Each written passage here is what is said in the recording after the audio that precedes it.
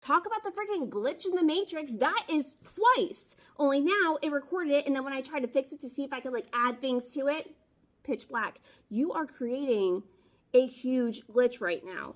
I'm going to go ahead and just tell you what's going on from all the stuff that I just did for part 2 that didn't record and didn't do my voice either this time. You may have felt like you have been stuck, but it's really you've been learning, right? The Knight of Pentacles doesn't move forward because of like this passion, and this is it's like taking account of everything and then making an educated guess, making a move, a chance on you. This is not something that you're just jumping on the boat because you were at the water's edge and being like, oh, that looks like fun. Like, you've sat and you've contemplated your options here about leaving this island, leaving this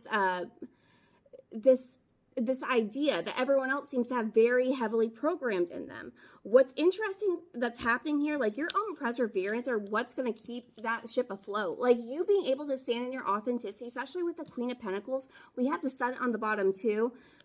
I shuffled since then, so, you know, take that time out. It was the Sun on the bottom.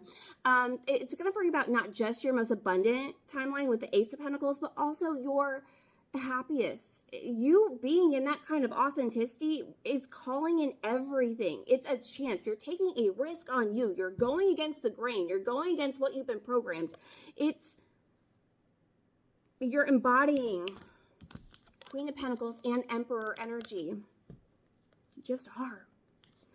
What's interesting is how these came out, because the Emperor came out with the Five of Pentacles, and there's something about you living in your authenticity and you really going for it and just being like, I don't care.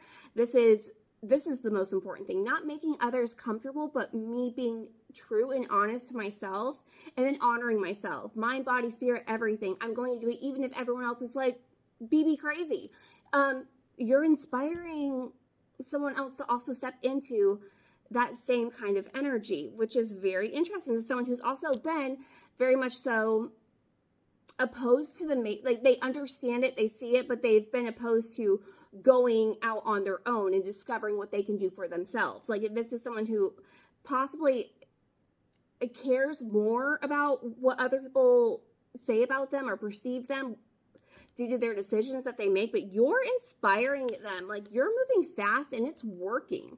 And you're inspiring them to really step into their own as well.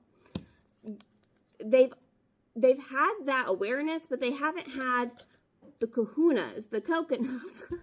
They haven't had the coconuts. I'm getting a lot of island stuff. So a lot of islander stuff is coming out right now.